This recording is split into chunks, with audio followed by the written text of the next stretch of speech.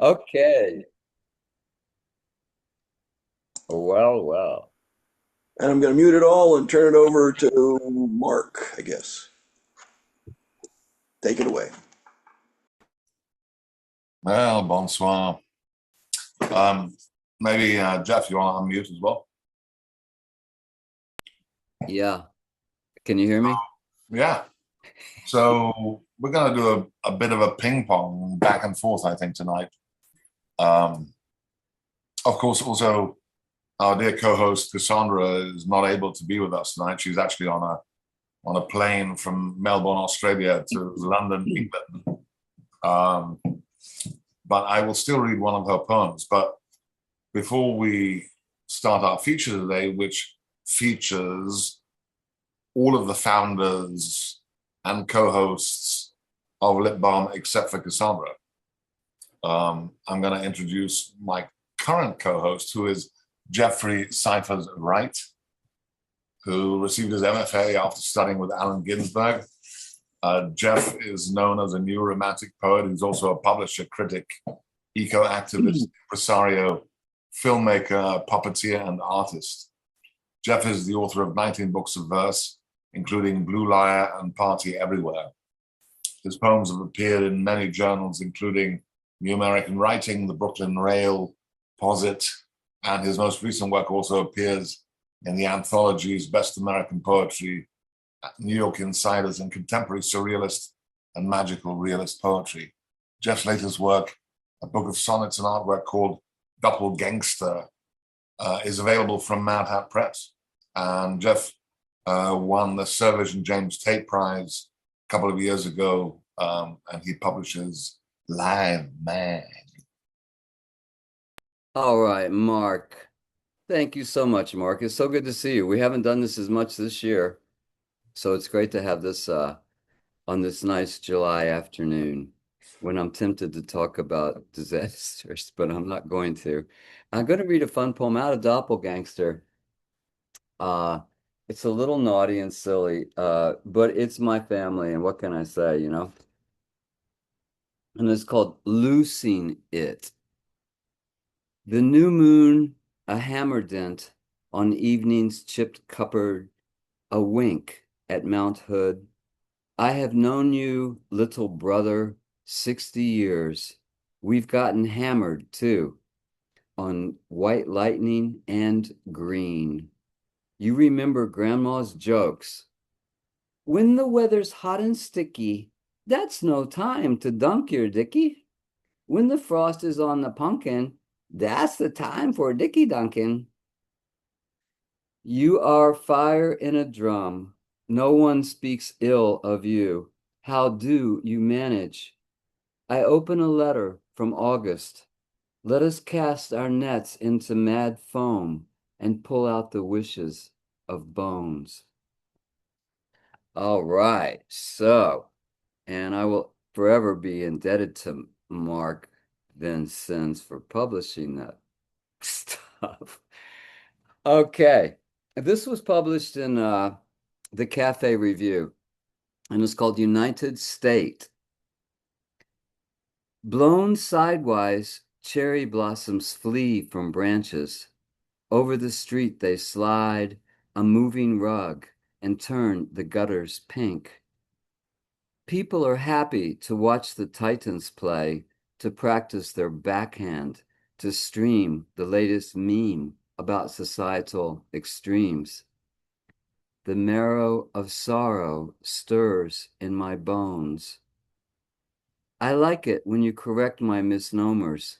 We look up how to pronounce sepulcher. We look up George Delatour. Then we eat strawberries and kiss the good night. In the dark, eyes shut, our states unite. When I get to Portland, I'll send a card. The sea will begin and white lilies ignite. This is a poem for well, you'll see. It's XXX. Cindy says, I'm not a Boy Scout, tee hee, but I can start a blaze in a downpour. I can light a spliff in a hurricane. I can open a jar of pickles using tricks. Every day I pump the fun dispenser. I wake up and share my spaghetti. Our session matches the headline today. Vast new section of Mammoth Cave found. There's no end to discovering you. You make me laugh in two different shoes. I'm a bear and your middle name is Honey. The sky bears down on us like a wig. More cowbell! Nothing says forever like a blue bowl full of sour cherries. This one's in New American Writing. Desire under the thumb. Cradled in bare limbs, a dim, veiled sun barely throws my shadow on the snow. Cast down, faint, it still consoles my soul. Wounded by absence, mauled by the inch, I hang in a limbo haze, tough as snails, where lumps go to become mountains. Turn here, another crossroad to bear, the poem keeping us hostage. To laugh is to find where they hide the cookies. Will I be who I will to be? Holding up fine, thank you, between giant nothingness and a little everything, stabilizers firing. Bode well in your abode, fellow travelers. Milk dry the blue airwaves of the bardo. And this is called Dream Insurance. You know, sometimes I come up with a poem and then I have to figure out, well, how the hell does that poem mean that? What title? They don't know. I have a thing. They have nothing to do with each other, right? But you know, if you work at it, you can find lots that go. Anyway, Dream Insurance. Living on the launch pad can be a blast. Guardians wrestle with courtly jesters under the trestles. A cabbage moth's white path serves as a swerving pilot. The wages of luck will also guide one to do the right thing. Miniature wings. The astronauts raise their glasses. Olé! Beside a magnolia burdened by blooms, will you fill in for my wishing well? We can't go on like this. Geese gliding over the green, wind-stippled lake, our days racing ahead of the motorcade. Snowballs or ho-hos, sugar's the game. July's lashes fan our gamble with flame. So I thought that was political today since everything's burning flame.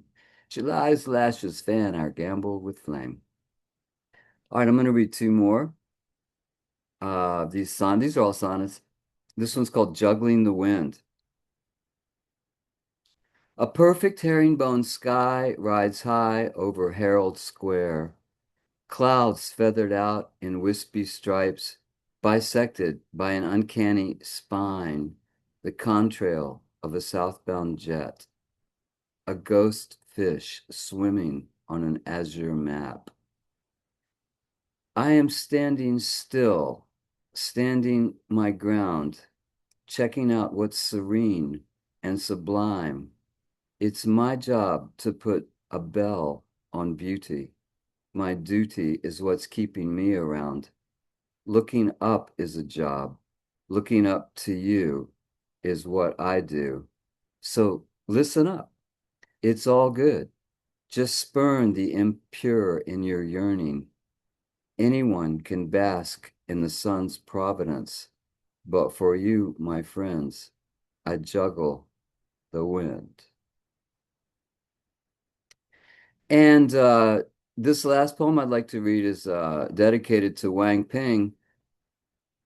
She just came out with a new book of translations from the Chinese, and I like how the Chinese do it, you know. So anyway, the Tang Dynasty. Deep in the swirling river of sorrows, hope glimmers swimming upstream. In a drowning river of blind shadows, we grope for miracles to save our skin. New moon sips from a river of faith. Cynicism is the number one sin. Stars steam in a river of sirens, built to lapse. A turtle blinks. The river of promise quivers, filled with arrows that want to be targets. River of rules, love, work, and play. River of hardship validates our valor. In a river of jails, oh, warden, be kind.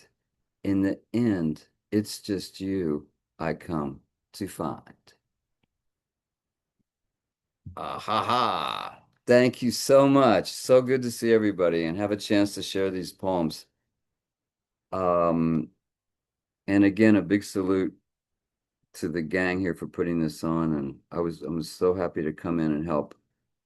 And I was going to say, and I must have met, I don't know, 200 poets. Mark probably met 500, but he already knew most of them. It's been great. All right, let me introduce Mark. Speaking of which, Wait. We're oh gonna, no, you got a better idea? yeah. Let's introduce Cassandra. I'm gonna read one of her poems first, Oh, okay. and then after I do that, if you introduce me, that would be great. Okay. Okay. You want me to say something about Cassandra then?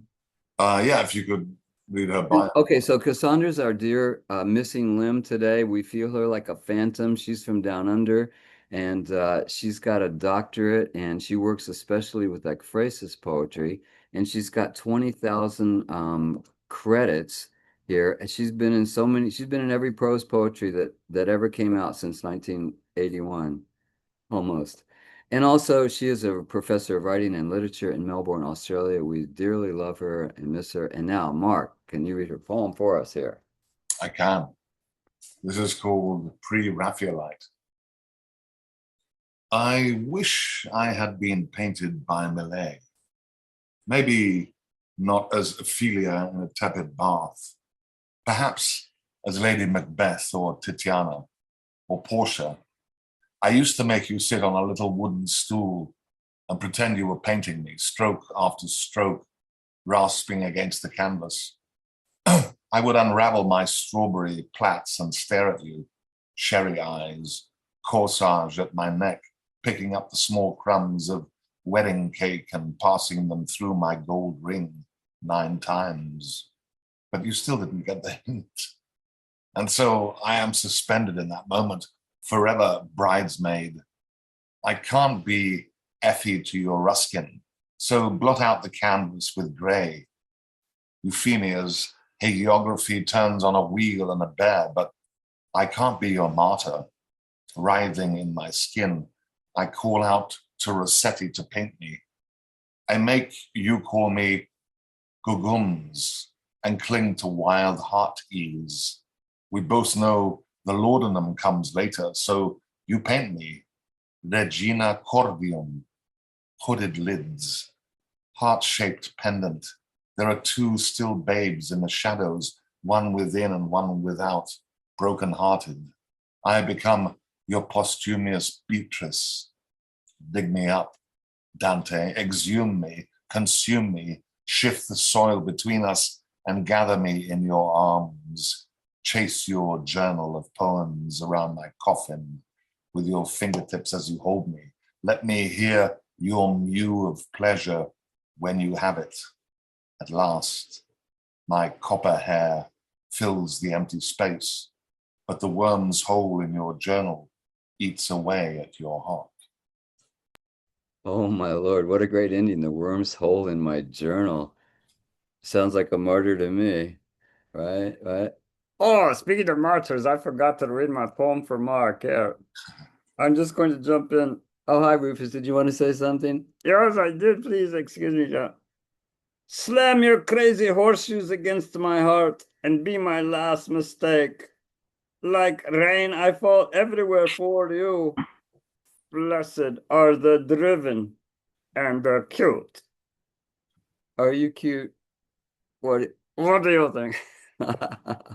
Okay, thank you, Rufus. We wouldn't Mark would hate to he would hate to miss Mark. Rufus, I wanted to see you, Mark. All right. Let me introduce Marc Vincenz. Now, Mark has just been like the number one on book selling for his new book. And he does everything. He's a poet, a fiction writer, a translator, editor, a publisher, a designer, a multi-genre artist, and a musician. He's got a band. He's got millions of books out. These are not actually his most recent books, I don't think, but he's got The Pearl Driver of Iranmani, Spells for the Wicked, Ironclad, All the Tricks of the Language, No More Animal Poems from White Pine. And is Mythology out yet from Chax Press? Methodology is not out yet. By the Oh, end, I would say October. Mythodology. Oh, what a great Methodology. title. Coming out And with the Chax Press, yeah. yeah. And you've got lots of translations, both that you have done. You've translated from the German, Romanian, Spanish, Icelandic, and the French. And you speak South Africanese too. I do. I Uh, do speak South African. and you speak it very well. And Mark lives near Herman Melville's Greylock Mountain, where Melville got inspiration for Moby Dick, and we see it's rubbing off on Mark. And up there, there are still more Alberta lute strings, hoary edges, and Mormon metal marks than tin-toed bipedal earthlings like us. All right, Mark, it's good to see you, man. Let's hear what you got. All right, this actually does come from Methodology. This is called Wild Acts of Magic, an Etruscan Ode for Hermes Trismegistus and Billy Shankspur in 6 succinct acts. 1. A book of creation. Codify the storm.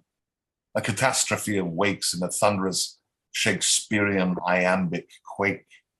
Or, dear Bill, please explain, if you will, and recant, no doubt, upon the same alignment within a winter's tale, the square root boot of semiotics, the nascence of the thespian tone, of music and tonalities and linguistics, and all her tons of twisted rhizome. 2. That measure for measure, or cooling off with melting ice on a simmering midsummer's night. Hermione might have sighed deep into her swirling porcelain bowl and muttered, of art, for art's sake, then gold, gold too for gold's gilded sake, and scattered, sifted and plaited, layered and lacquered upon the nub of your ferocious quill pen, or the tip of your fat feathered tongue deep within that ever-widening toothy grin. 3. The golden gilder's gilding out.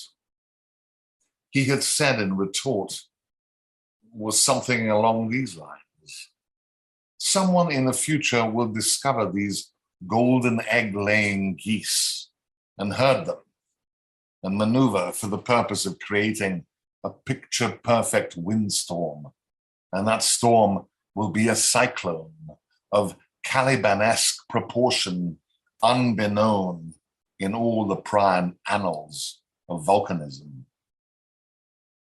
4. The final tempest. But once upon a time, he had asked, why the continual melodrama? Why such mysterious circumstances and that strange hooded figure fleeing through those greasy, fattening days?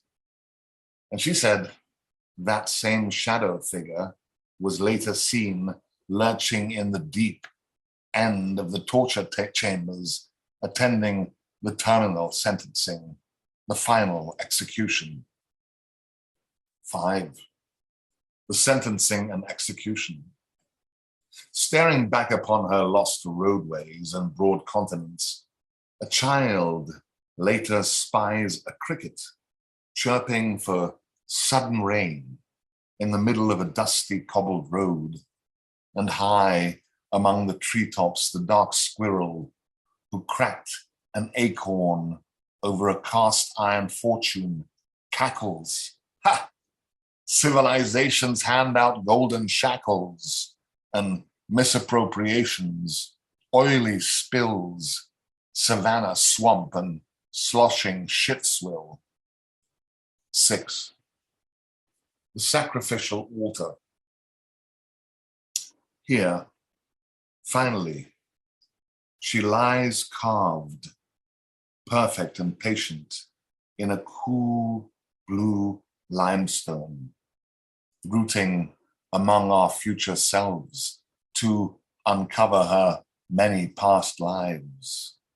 Oh no, she can't be marooned. Her sealed tomb quietly intones, and yet here she is, liquid and alone, sunk in an ocean of heavy stone. Will she ever be deciphered? And if so, might she be enlightening? There's that one. And here's one about really about my family. It's called Loving William Tell, and it's for my grandfather, my father's father, Marc Vincenz Senior. Loving William Tell in 8 loving acts. 1. Any worthy Etruscan chef. My grandfather Tut, like any worthy Etruscan chef, said he always steamed profoundly but inefficiently. Those practical Sangiove Romans, he would sometimes breathe begrudgingly over a glass of Vino Nobile Montepulciano entwined in the smoke fumes of a hand-twisted Ticinese Culebra cigar while contemplating the most up-to-date method for browning pork chops in diced chipolata, onions, butter, and balsamic vinegar. 2. The coconut gathers. He excelled in many other ways. For example, in Grandmother Tata's dog-eared photo album with a whiff of cold cream, Serratum Refrigerans, there was a black and white of him in 20-something raising a solid pine wood door with 7 beefy lads in various lazing positions perched upon it, millimeters above his freshly brill-creamed and widow-peaked head. In a bridge game for 5, cards raised, Grandmother casually recalled that evening when the church bells had rung half an hour early. We were particularly blessed that night, she said, flicking her second ace of that hand. 3. Crossbow and apple. Another shtick Tut relished was bouncing a razor-sharp carving knife on his hefty biceps while preparing a bouillabaisse for 27 hungry Swiss army recruits. He also claimed he could, with ease, crossbow in hand, cigar fuming beneath his ample moustache, snag a hat trick.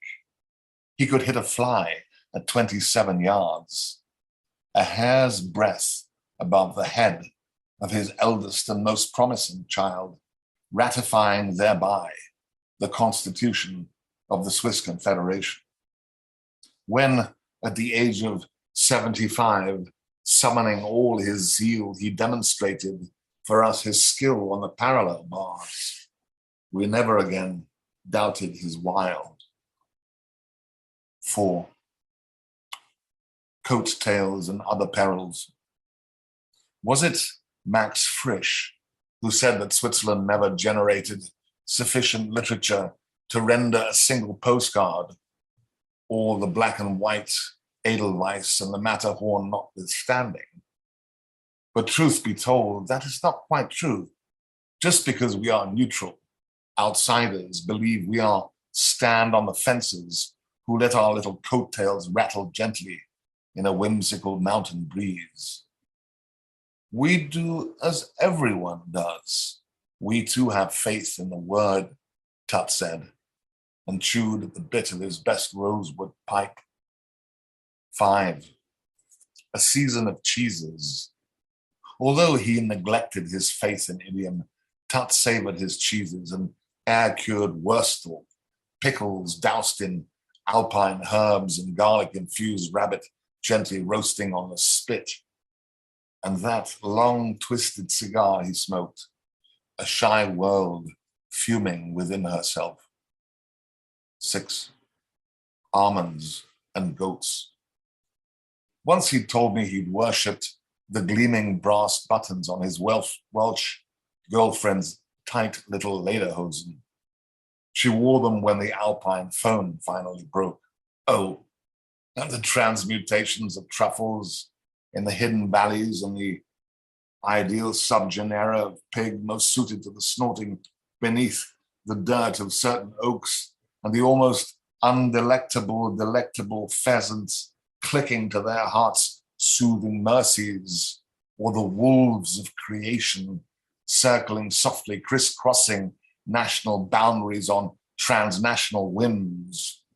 This, he told me while sipping an after-dinner Armagnac and loading his pipe with something unusual from Algiers. 7. Nuts and pasta and castanets. There will always be another carbohydrate revolution, said Tut, sifting the semolina. No one wants someone else to crack an egg over their head. Eventually, just like ravioli, someone's revolt will spread. That's why we remain neutral in all things, said he, slicing a piece of ham for the filling, then tossing it out the window at a stray dog. And 8. Primavera and Pinole.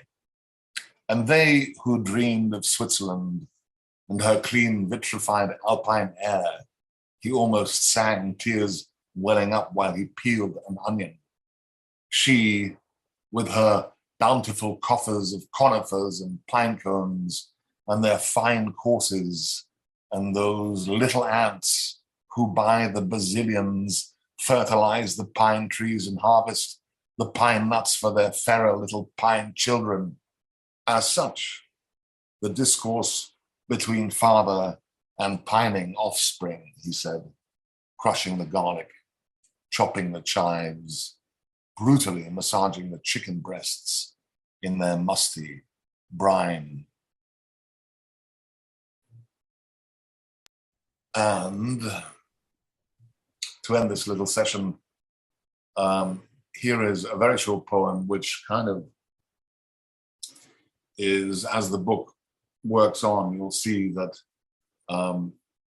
methodology is a method of building myth upon myth upon myth to use it as a tool to perceive reality.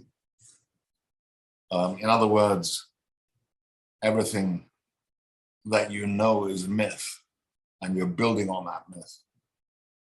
This is called methodology in a fictional landscape.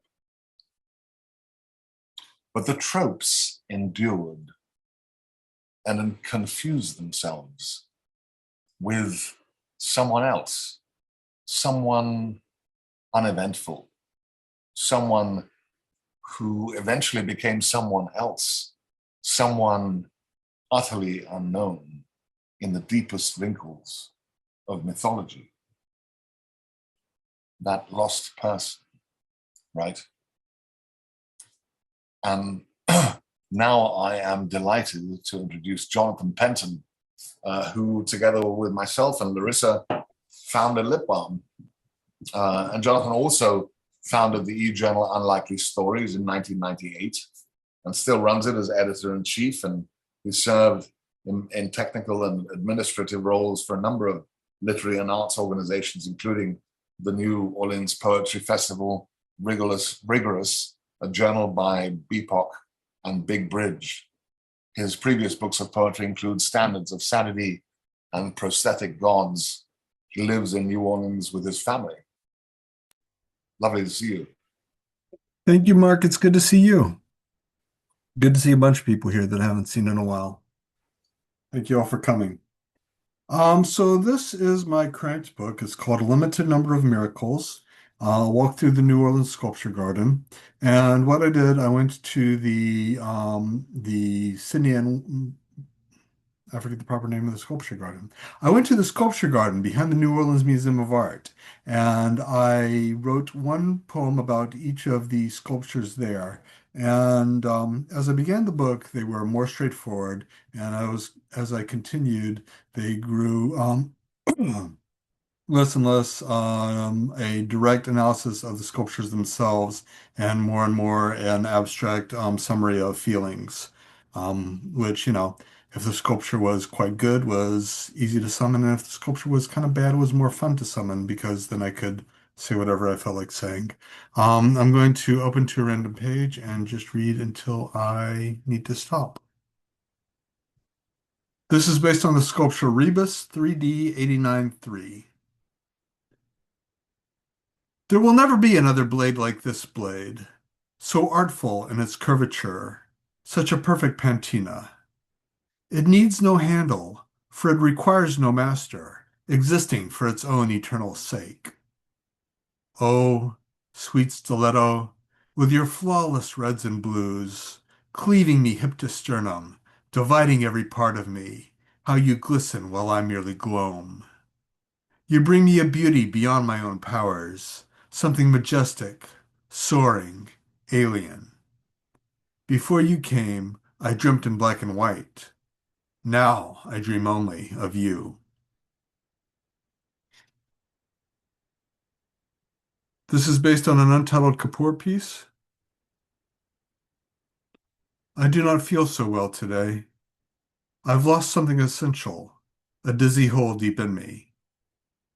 I see you looking at my hole, reaching out to touch. I suppose I should object. In any case, I have objections, silenced by this wound. This is Baki. It's a prose poem. The words of the ancients long outlived their music. We know that the great Greek plays were musicals, fully immersive multimedia experiences, all but their words lost. Now, I'm listening to bebop playing live just outside the New Orleans Sculpture Garden, knowing that the music and the sculptures will long outlive this book. Yet I continue to pay homage to both with my $2 pin. Why not? As Lytton Strachey asked, what has posterity ever done for me? I stare at this sculpture of a Japanese drumstick, representing a style of music I could not identify. Think briefly of Keith Moon, and how his name rolls charmingly in the mouth.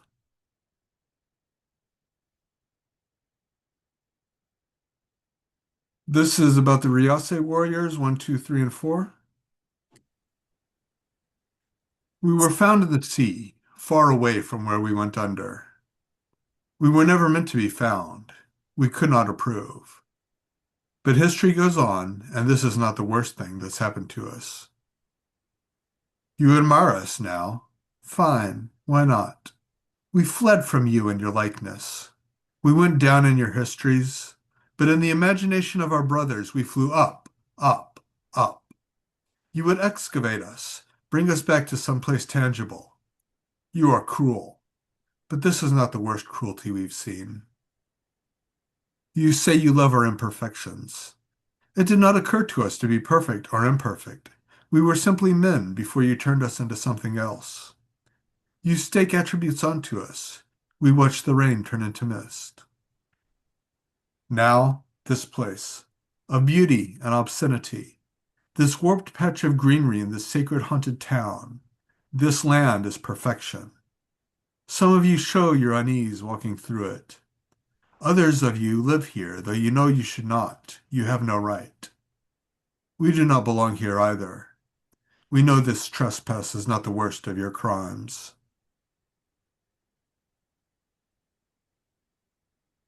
This is called Overflow.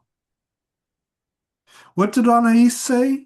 See me as you are, far be it from me to complain. See me from every angle, then.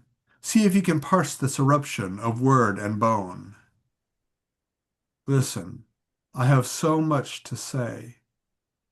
Listen, I will never say all you need to hear. No big deal. No problem at all. You'll hear what you need. You don't need me to say it. Spend your time hearing it from me. I don't mind. Cogitate, conjugate, speculate on every letter, whether I'm tearing up or building down. This is based on Corridor Pen Blue. Stretching over troubled water, looking nothing like a bridge. Feeding off your comrade's horror, laughing there in a ditch. So if you find yourself haunted by therapists and self-care menus that hate paint cannot chase away, ask if it points at you, like Rhapsody in Blue. Sorrow doesn't need a reason, but it always has a cause. A child's death or just the season, when your teeth begin to fall. And truth might not be worth that much. It persists nonetheless. And if your beginnings are too sharp, leaving you not much left, you've got to walk on through this corridor of blue. This is based on an untitled Joel Shapiro. We fit wrong over the phone. We fit wrong face to face. We fit wrong when I'm touching your cheek, telling you what I regret. I have only built this shaky bridge a day, yet I would sit to this coiled wire forever. Time twists on itself like our bad attempts at romance, leaving me with memories that never happened and may not. Our misfitting doesn't mean much, but it isn't a mistake. Our dysfunction doesn't offer the condemnation we rely on to excuse our horrid fit. I will reach for you every night and cup my hand around you in ways that never seem funny or cute. Happiness is not a birthright. Happiness ain't even real. But all our bad connections will remain, a hunk of unnamed bronze. This is called Restrained. Some kind of heartless creature. Eyes down, mouth out, hoping you won't see the broken pieces lest you feel free to take advantage, just like you've done before. Before. The time before that. The throat latch needs adjusting. The noseband is too tight. Arms down, legs stiff, little agonies run across its back and shoulders as it sees your coming virtue and attempts flight. Again, knowing that it's trapped. Feels like I've been doing this forever. Okay. Perfect vehicles. I was conceived by two priests on a rowboat. Excuse me. Let's try that again. I was conceived by two priests on a rowboat. I was buried in three matching urns. I was not born to be your jester, but I do accept the laughter to my face or at my back. I accept the morglow menace in your smiles. I don't mind or know what I am here for. I don't mind, but maybe if I did, I'd resent more than I ever let on, leaving you to wonder where I went. All right, two more. This is based on Castle of the Eye 2. The circles of hell stack. They stack and they overlap as intricately as their counterparts on earth as it is in heaven. All prisms remained combined, eternity looping back on itself, forever and ever. Amen. You do something different. Stand straight and separate. Your organs autonomous, untouching. You reject the fundamentals of chemistry, of anatomy, refuse to join in the universe's glorious song. The whole world is your enemy, though it does not know it. Nature offends your beautiful black eyes. And I'll end with Conversations with the Moon. It speaks, but silently. It reserves judgment. It would never praise. Like a beach ball covered in spikes, like a mother who does not hug. To mortal eyes, it appears disfigured. You will never know how it sees itself. Thank you. Yay. Born to be a jester. Okay. Um, Would you like to introduce Larissa, Jeff? you go for it. You're ready, right? You want me to do it, or? Yeah. Go ahead. All right. Thank you. So Larissa, our other co-founder, is a poet, novelist, translator, writing coach, editor, and critic. She's the author of 2 novels and 6 collections of poetry, including Dora Laura from Unlikely Books, and her poetry album Exorcism won the New Century Best Spoken Word Album Award. Her tracks are available for most digital distributors. Larissa's work has appeared in many anthologies, including Measure for Measure, Words for the Wedding from Penguin, Contemporary Russian Poetry from Dalkey Archive Press, Choice Words Writers on Abortion from Haymarket, and many others. She is the original English language translator of the first futurist opera, Victory Over the Sun, performed at the Los Angeles County Museum of Art, the Garage Museum of Moscow, the Brooklyn Academy of Music, and theaters and universities all over the place. Larissa also edited the anthology 21st Century Russian Poetry with Big Bridge, and she facilitates the workshop Writing Resilience and is the editor of the Writing Resilience anthology, which came out with Mad Hat Press. Welcome, Larissa. Thanks so much for joining us.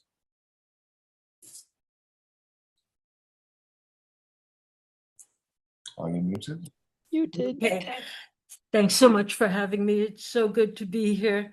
And it's good to see everybody. Hello, Mark. Hello, Jeff. Hello, Jonathan. Hello, John. And hello, everybody. Hello, everybody. It's good to see you. My first poem is called Planet Incest. Alien, I walk among you, hiding my anger, plasma of a star. Yellow and dying, casting an old light, hiding my strangeness and my scars, tattooed on my arms, cut by my own hand, when bleeding seemed better than feeling and knowing what I know. I am not wanted here, I know. My lonely physics proves that acts don't always have their opposite effect. Enter my Auschwitz universe, you'll find you can't make good my wrongs, redeem my loss, turn tragedy into triumph, find the blessing in my pain. My planet is not visible. In my dreams, I scream, the telescope, I say, the telescope, please look. But glimpsing planet's incest, the fine minds look away. The universe is just, they mutter. God is kind. The missing mass remains unseen. Do you think I choose to live in outer space? I long to be one of you, to say, I too have a father protector. I too know mother love. I long to live in your world where God is good, where even crucifixion has meaning, where love is stronger than death. I long to live in your world where evil is misunderstood, and Satan, an actor cast by God, removes his mask at the end of the play. Then Satan comes to my world and fills my mouth with fear, and still I fight to breathe. But God does not intervene. A man's home is his castle. The fine minds look away. The universe is saved. Alien, I walk among you, hiding my anger, plasma of a star, yellow and dying, casting an old light, hiding my strangeness and my scars, tattooed on my arms, cut by my own hand, when bleeding seemed better than living, and knowing what I know. This is called Dying Fall. That music hath scarcely remembered notes of an air once deemed unforgettable. That's what you are. Mnemosyne, I've forgotten your name. A blank subtends the former arc of a million neural nets, a trace.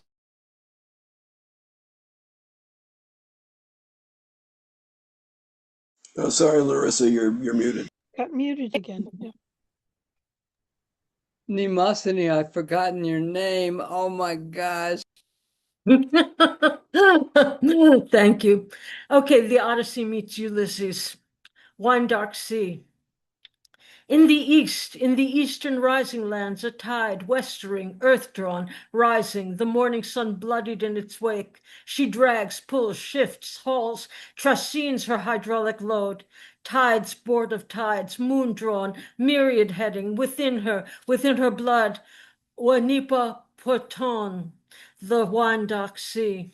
A wet sign calls her hour, bids the earth-shaken fallen rise, bids the wet earth's wounded rise, bids the blood-dimmed peoples rise as she radiates out, out, out, forever from her bed. The wet sign calls her hour, bids all to rise from childbed, bridebed, deathbed, rise. He comes, the pale salt vampire, in clouds and tears and claws, battle-led, draws, battle-red, mouth to mouth, limb to limb, skin to skin, there, here. The universe is lying. The universe is lying. The deceitful stars pulse. Whose black hole beckons? It is singularly dishonest. The entangled molecules dissemble. The Milky Way is condensed, and we are all charmed. Facing the blank page, I see an apricot seed. It bursts into words. Till dark. Things are wandering flashes, false names changed in a hurry. Things scurry like rats in the last rays of the river. Quivering, you would think, here is the root, here is the stone, here are the bones of the matter. Instead, empty chatter. The weak is trying to break free from the shadow of a tree. I submit to your love, but look, the stone is transformed to a root, and the river is losing its shore, falling into a cloud before me. We will never guess what shines from the depths. Sure.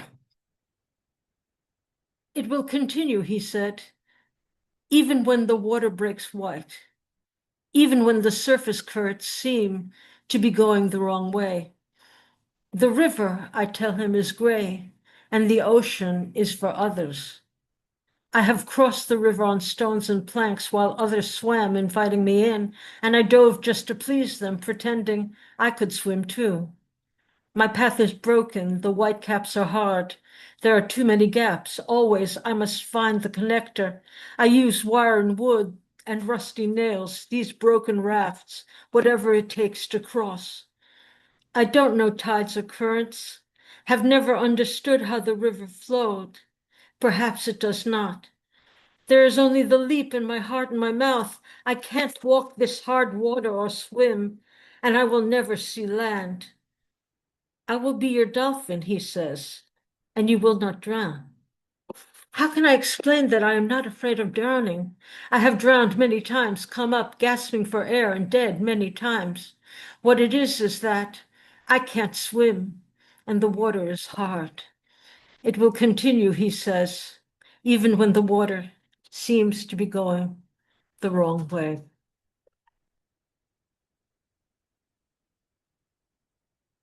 I will put off the human mask one day and become a dragonfly or a dung beetle or a drunkard's cat or a linden tree.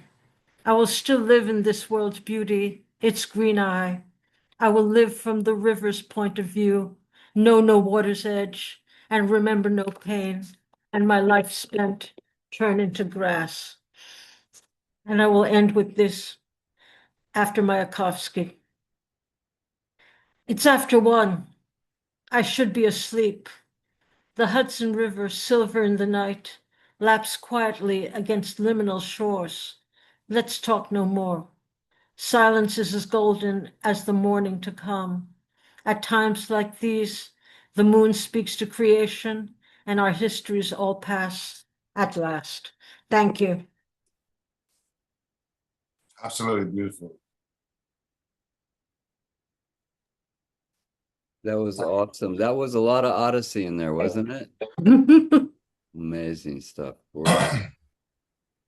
Next, we hear from our esteemed technical director and wordsmith, who's published hundreds of poems and stories in journals such as the I-70 Review, Patterson Literary Review, and Unlikely Stories. Jon is also regional editor of the San Diego Poetry Annual and he's the host of the Gelato East Fiction Open Mic, as well as NAV Arts Poetry Reading. Jon's latest poetry collection is Rant of a Cranky Old Man, and he lives in Manchester, New Hampshire, and longs for gene editing to bring giant wombats back from extinction. His website is Jon without an H, Wesick, one word.com. Jon. You walk out of the womb, expectations out of hand, see the moon landing and say, that's my plan. You study so hard, but you don't understand. How come you'll never own a home? Because something is happening, but you don't know what it is. Do ya, Generation Jones? They burned draft cards while you watched on TV as boomers crashed Woodstocks debauchery. You wonder how it felt when love was free. Incredible, but you'll never know because something is happening, but you don't know what it is. Do ya, Generation Jones?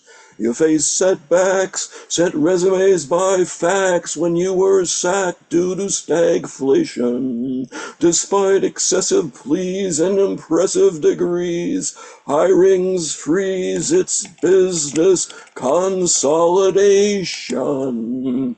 You've been with protesters, they all like your looks. With great subtlety discussed wolf and bell hooks. You'll attend no kings till we throw out those crooks. You're tenacious, it's well known, because something is happening, but you don't know what it is.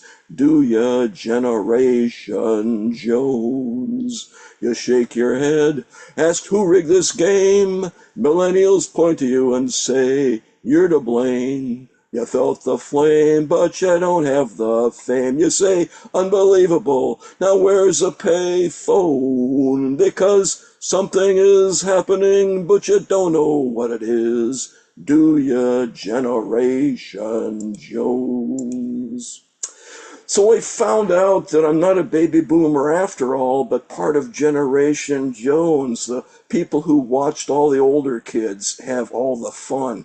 And, of course, that is a parody of Bob Dylan's Ballad of the Thin Man. I have a new book out. It's called Rants of a Cranky Old Man.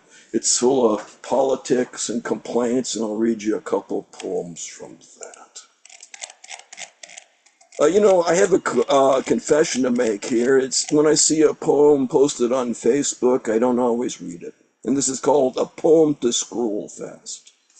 Barreling past the speed bump that is this poem, your attention races down the information superhighway. No time to slow for studious metaphors carrying books into crosswalks when gluten-free cigarettes, adorable tree rhinos, and Kim Kardashian's foreign policy analysis beckon.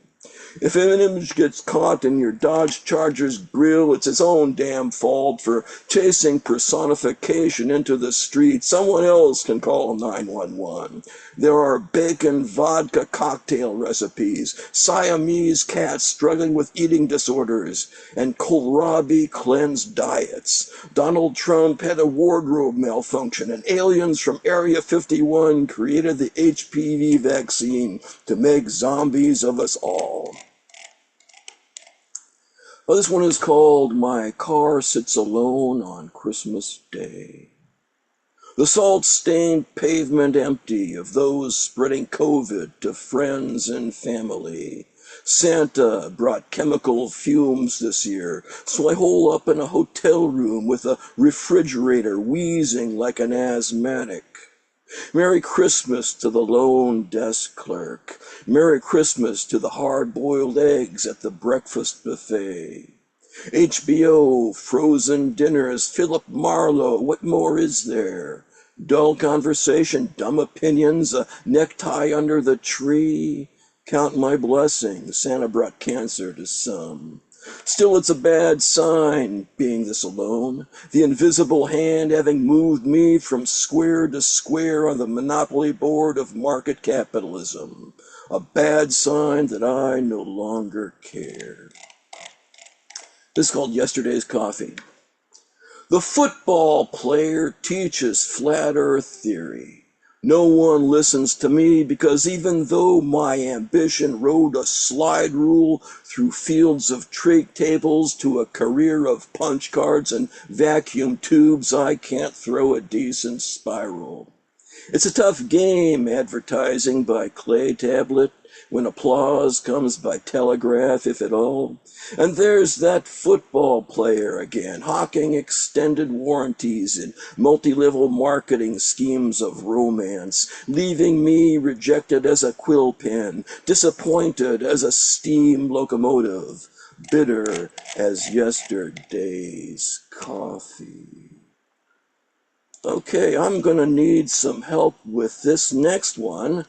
I need people to read the parts of June and Ward Cleaver. I volunteer Cindy Hockman as June and Jeff Wright as Ward. You guys up for it? Need to unmute. No, I All have a right. sore throat. Sore Let's see. throat. Larissa, do you want to do June? I'll do June. Okay, very good. So this is the script here. The stage directions are in parentheses, and you don't need to read those. Go ahead. Oh, And June. June, Melissa, you start with June. Ward, I'm worried about the beaver. Ward, I'm worried about the beaver. What is it? June? The Hells Angels were at school today, while all the other kids were speed balling meth, riding motorcycles, and losing their virginity at 13. The beaver stayed inside and doing his trigonometry homework. Without a sense of adventure, I'm afraid he'll end up a shell of a man like you, Ward. Like me, what? You didn't think I was such a shell when I rescued you from those polygamists in Utah. This is no time to dredge up the past. This is about the beaver. He needs a male role model, and all you do is sit in the basement and play with your toy trains. Well, can I help it if I need to decompress after 12 hours in the nail salon? When I'm with my trains, I stand over an entire world that I created. I imagine myself shrunk down to an engineer in N-scale, hauling 40 rail cars through papier-mâché tunnels and over popsicle slick railroad bridges in my Santa Fe locomotive. The wheels on the tracks go clickety-clack, and I pull the air horn at the children as they watch me go by.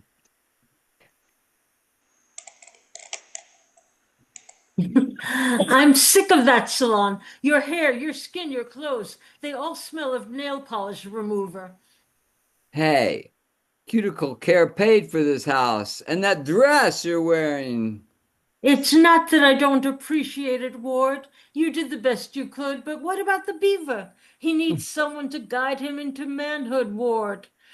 I got the beaver a fake ID. Don't ask me where. Why don't you take him to a bar and teach him to objectify women? Then he can drive home with a blood alcohol of 0.15 and knock over the mailboxes. Well, June, okay, but the last person a boy his age wants to be seen with at the Rusty Tapeworm is his old man. Let's smoke a little bit here. Let's sign the beaver up for a chess club. I want to be a grandmother someday, and with his brother at ballet camp, there's no one to teach the beaver how to be a man. I'd have him watch online porn, but the internet hasn't been invented yet. Face it, Ward, you're his only chance. Okay, I'll tell you what I'll do. I've got some acetone at the shop. I'll take Beaver downtown at midnight and we'll set a few hobos on fire. Oh, Okay, thank you, everybody. Thank you to the players, Larissa and Jeffrey. And that's it for me. oh, thank you, John. Thank you. So, guys, what a beautiful audience. It's open now. Cassandra usually handles our open readings, but I'd love to hear from everybody here. I know we have a Kurt couple. Loveless asked to read, by the way. Kurt did. Let's start with Kurt, and then I'm hoping to hear from Tom, maybe DeWitt, Harriet, Barry, Harriet, Jean. Does that sound good? Kevin Gallagher, I want to hear from him. Wang was going to read with him. I mean, Miss Ping. Andrew, come on, guys. Okay, let's get it rolling here. Let's start with Kurt. Kurt Lovelace. Are you ready, Mr. Kurt? Where'd you go, sir? Can you hear me? We hear you. Okay. With it too loud or it sounds okay. All right. This is a piece from a book I'm working on, a third book called Disfigurements, is the title of the book, Disfigurements. And this is called a prologue. Age takes its scalpel to us all, whittling slowly the grace of youth from our faces. Would Juliet still have ardured her Romeo, not taking out the trash 20 years later? What herb erases familiarity's tedium, or browns the pink bud of newness with decay, sensitizing our sweet patience to now fill our mouth with foul, rotting words? The sweet fuckisms of the here and now, lolling out on the tongue grams of poemography, are both deception and its feast. So encumbered are we with ourselves dying. Each day we walk this world, feeling there is no heaven to get to, not made of words, through which we can know, yet deceive ourselves. For example, hands algebra, skins abstract.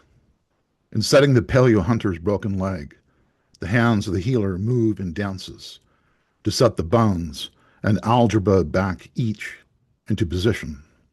But in the post-hunt, we pull and abstract the skin from the bones, rip each tethering anchor of tendon and flesh from the whole scaffolding, collapsing the carcass into a small red sea of its own saltiness. Oh, thank you, Kurt. That was lovely, man. I like that part about the heaven, no heaven but words. Nice to hear. Where are you, by the way? Where am I Where at? Yeah, what part of the world are you in? Right now, I'm stuck in Houston, Texas, Oh in, my gosh, in that's the great. I sunlight don't with a know. 95, 98-degree pool party today outside, too. You're probably the only person from Houston we've had for like a while. That's great. Oh, I'll be Right. back north. I'm a northerner. Okay. Thank you, Kurt. Bye-bye. Thank you. Thank you. Oops, I muted myself. All right. Listen, Tom, you want to go? You got something for us, Mr. Atanasio there? Okay, I unmuted. And since I'm in Philly at the moment, and actually I'm right around the corner from where Ezra Pound used to live, so I'm going to read my poem about Ezra Pound called Encrypted Canto, Famous Philadelphians, number 9. The Ezuversity is in session. It's still me, all Ez. My corpse just keeps on transmitting. And you're sure still not getting the message. Or maybe I was just too good at delivering the message. And now it's just so much crambe repetita to y'all. The wasps, and I have to thank old Digby at Penn for that term, my own crew hate me because I let the cat out of the bag. Biddle, that Philly flatfoot, indicted me. They thought they could amend my esment. by entombing me for a while in that bug house. But now they just can't dim the radiance of my corpse. And it's them who had to go underground, so to speak. No more Biddles, no more Cadwalladers in the society column, no more column, period, out of mind. I explained it all to Ginsberg, even went on the television with Pasolini to tell how I let you know what the American ruling class was saying on those mainline tennis courts. They buried me alive, but it's you they turned into ghosts. Oh, wow, ghosts. Listen to that. Okay, Catawalderers. What a name. Thank you. All right. Gene Wilkinson, you want to do anything? Want me to come back to you? You want to do something? Oh, great. Can't hear you though. Whoa, whoa. Gene Wilkinson's in Madison, I'm Wisconsin. We're actually really in Brooklyn right oh, now. oh, shush, this made me look bad. Yeah. No, great. Well, mostly I'm I'm back and forth. So you got So something? Great. yeah. This is from an anthology from Beyond Words. It's called Fathers and Fragments is the poetry book. So this is one of my poems in there, and it's called Last Night, My Father. Last night, my father held me in my dreams, which he never did in life. A whole day might go by before he'd look up from his book. Oh, hi, you're here, he'd say. Last night, my father scraped me with his cheek. I felt a large mole on his chin. Should I brush my teeth? He asked. I shook my head against his ear, my own breath sour with wine. Last night we read the business page together with his eyes. Insurance or pension plans. 3 line drawings. One, a bridge, a diving board. A third, I can't remember. A dock, maybe, but underwater, gone. Last night my father's arm began to fall asleep, lying under mine, as mine did under him. Uncomfortable, until there was a shift, a twisting shoulder, then a shallow sigh, which woke me up. That's it. Oh, okay. Wake up, wake up. That was great. Thank you, Gene Wilkinson. Good to see you in town today. And I was hoping we could get Barry Wallenstein. Barry, you got something here? You got to unmute yourself, mine. Barry from the Upper West Side, like Larissa. Crazy people up there, watch out. Sophisticated, I might add. Barry, I still can't hear you. You see your I little I was there you muted. go. Hey. So I liked hearing that reference to Ezra Pound and Philadelphia poem. So I wrote a takeoff on a Pound poem, the famous Acteon, The Coming of War.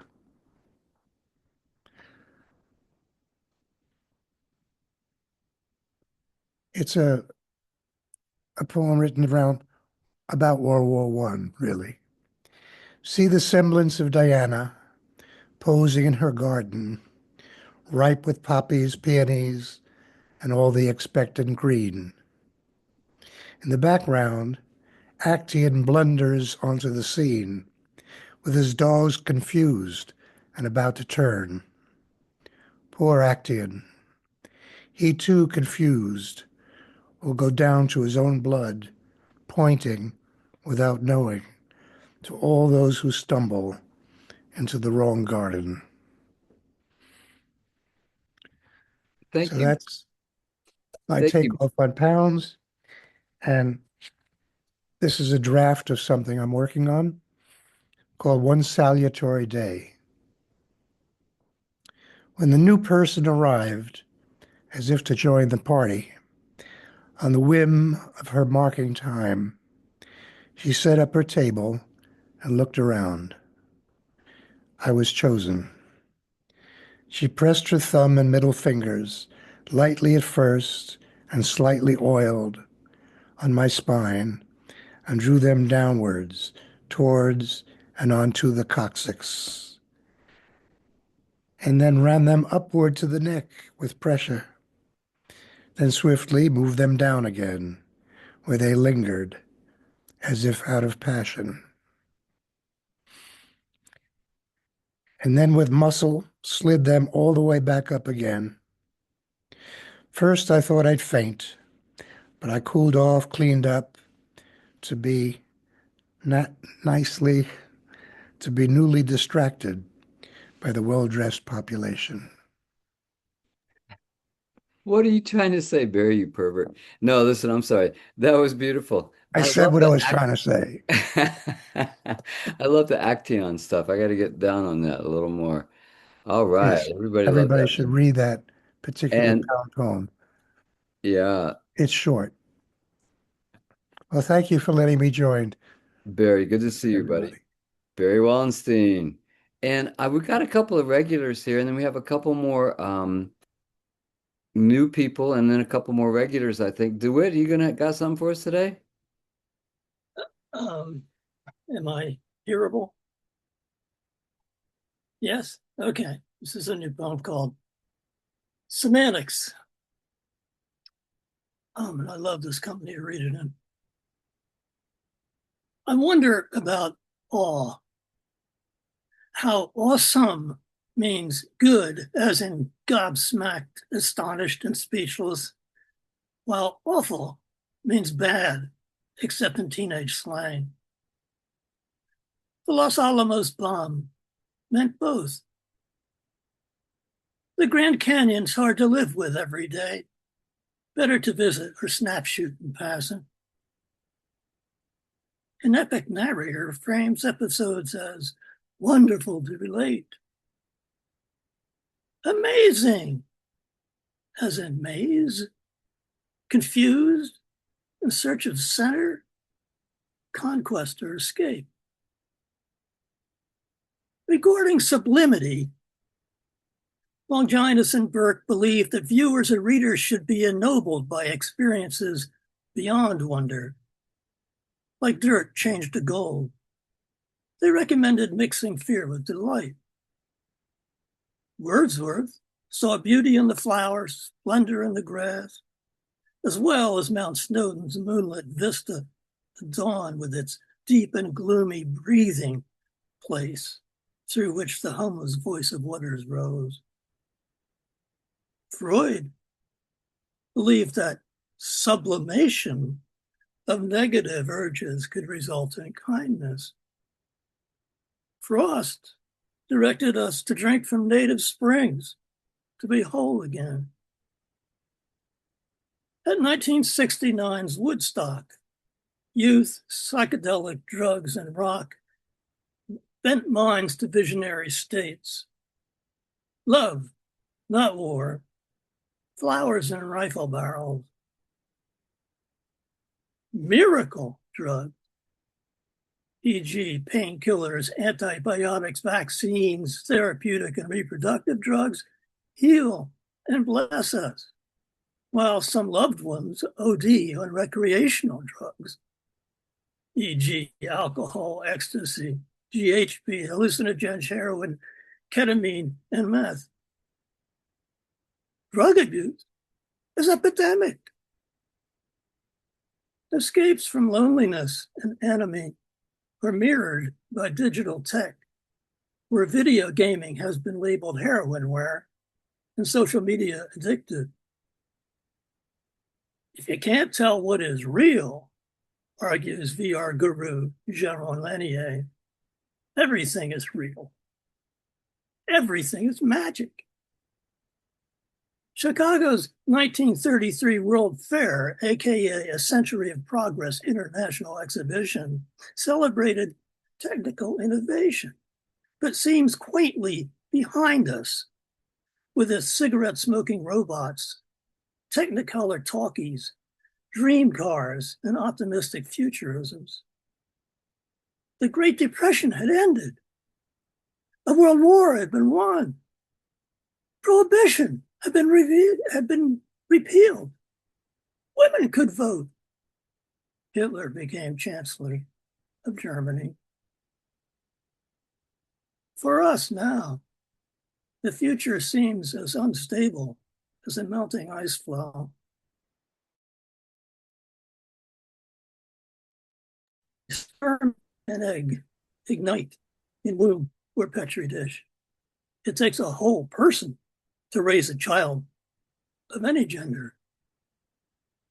One small step for humankind, one giant leap for personkind.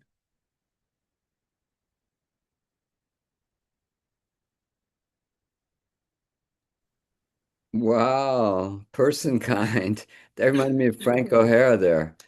Boy, it's been a day of epics, wasn't it? Something in the air besides the Canada. Besides the, well, anyway. Thank you, DeWitt Henry. DeWitt probably was at the very first reading that Mark and Larissa put on.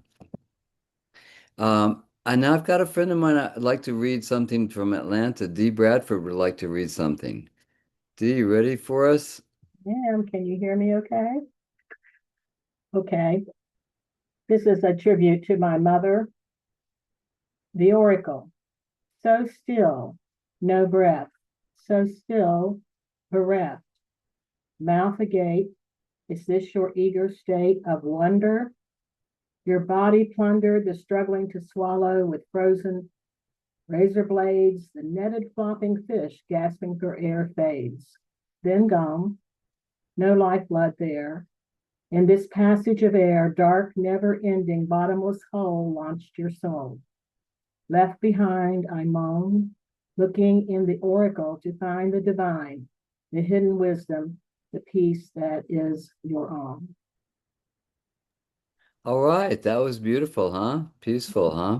Thank you. Yes. We've got a few other people here. We've got Martha, and Martha, you want to read anything? Yes, Wait I'd a love minute. to. Oh, great. Okay. Martha Cap.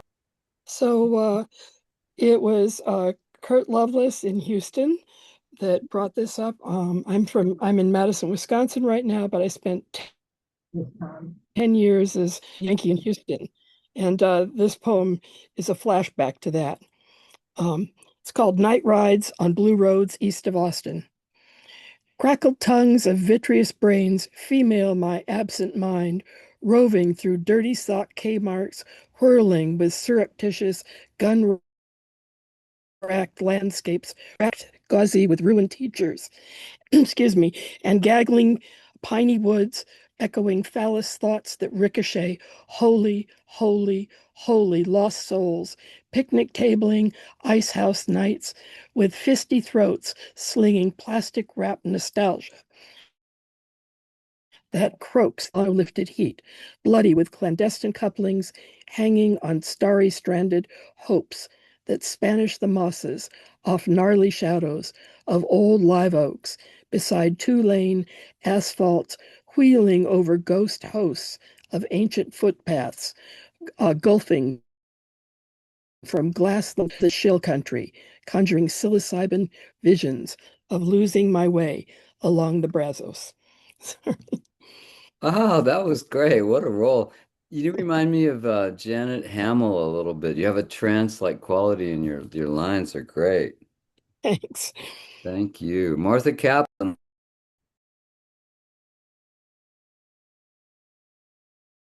You're muted, Jeff. Oh, gosh, I'm sorry. I was saying thank you, Martha Kaplan, checking in from far away. Yeah, and that was beautiful. Yeah. All right. Yeah, I made a comment in the chat, but I can't remember it because that's the way it goes at this time of the day on a Saturday. Yes, sir. Are we having fun now? Now, I think maybe Ronald Bremner, who's another really like original uh attendee. Ronald, are you there? Would you like to read anything before we close out with our fabulous Diablo duo? Ronald, let's see. Anybody else want to read anything? Pretty good here. We've had more readers today than usual, and it's been wonderful. Galina, you want to read anything? Well, I could probably read the translation That would be because wonderful. yeah, it's a very new translation. And this is a poet who writes in Spanish, and she's of Cuban Russian origin. She lives in Havana, so I think it's the right time because it's like something fresh from Havana. Just a second.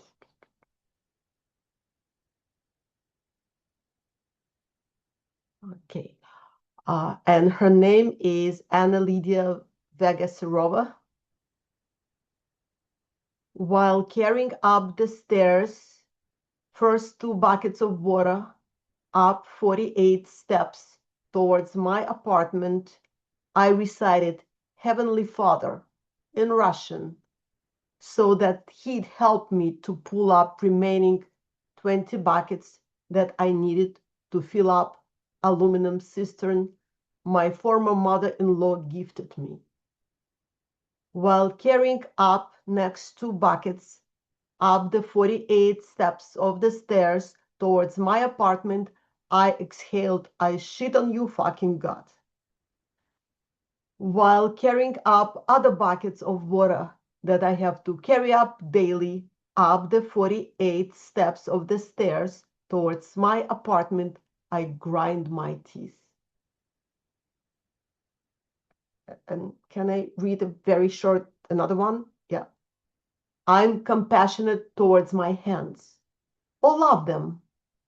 It's a forbidden word. The nail on my pinky, and I'm reduced to tears. The nail on my thumb floods me with feelings. I kiss this narcissistic thumb. Pain throws the net over my tendons. My dream catcher, fly trap, hope scissor.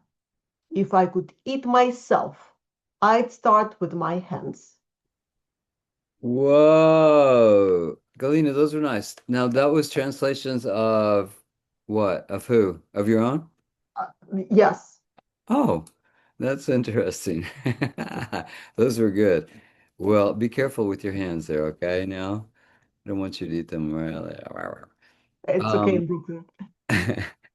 Thank you so much. Listen, everybody, it's been really wonderful. We're going to have now our 2 standard closers. Over the years, we have grown to admire these people and their allegiance here to this great Zoom ritual that we do here, and nail down the community. And they're going to put the final flaps on the, I mean, the nails in the tent, the stakes. There we go. Nails in the coffin. Thank you. I'll shut up now. Cindy Hockman. Here we go.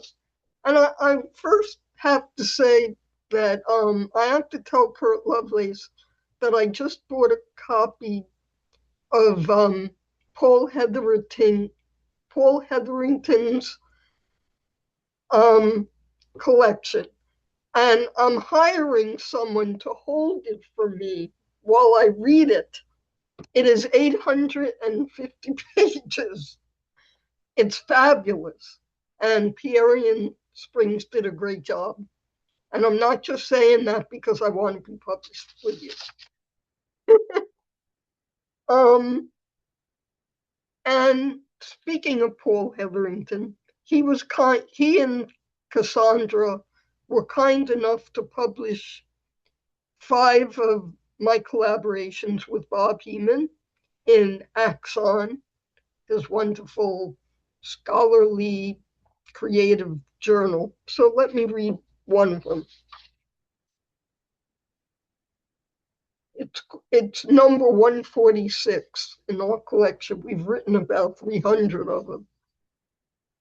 A poem is not a worm, is not a mouse, is not a house hiding on stilts, or a room you've never been in before.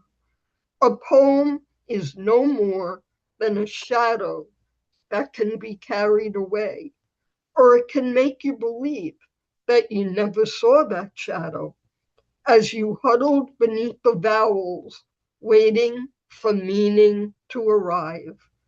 A poem is not political, is not your father, It has no reflection it can call its own. Well, you know who wrote that line. Which line? The line about your father. That's what I was wondering. Who wrote that line?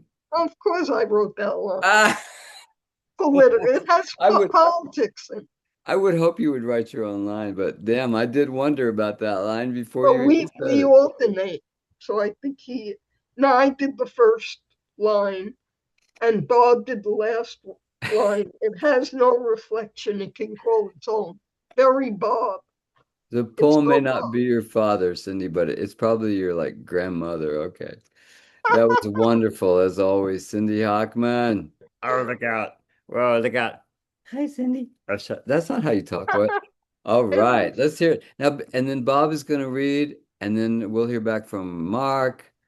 And here we go, Mr. Information, Bob Heeman. Okay. No information, a very short poem from my new book that Foothills just published of very short poems. Meaning. Doesn't write about, but allows the words to fill the page until meaning seems almost possible. Damn, Bob, you've done it again, son. That was really sweet. Really sweet, you know? Read it again. Yeah, good idea, Cindy. Would you? Read it again, Okay, Bob. sure. Meaning. Doesn't write about, but allows the words to fill the page until meaning seems almost possible. Almost. Oh, sweet. Thank you, Bob. Thank you. Guys, what a great day. Let's go back to Mark now for some final remarks and maybe a few more words of wit. Well, here's a poem of mine called On an Amtrak to Philadelphia with Orson Welles. Across the first-class cabin, in the blue light of morning, a woman with steel gray eyes levels you. She who bears her canines, smoking filterless Gauloise in an ebony holder, twisting the darkness with her long violet nails. Who wants to be a tax exile, says she, reaching for her purse, and leans over the bearded fat man to pay for your coffee. I thank you all for this wonderful night, afternoon. Thank you, Mark. You shall see us reappear fairly soon. I know we've been sporadic this year. It's been kind of a crazy year, but we will return with more frequency fairly shortly. So watch the space. And Mark, we've got coming up Kevin Gallagher and Wang Ping in the fall, but also more importantly, we've got your birthday party coming up. So true. That's like we set a date for that August 29th. That's right. All right, kids, we're gonna see you then at the next time for sure. All right, thanks everybody. Much appreciated. Take care. Ow.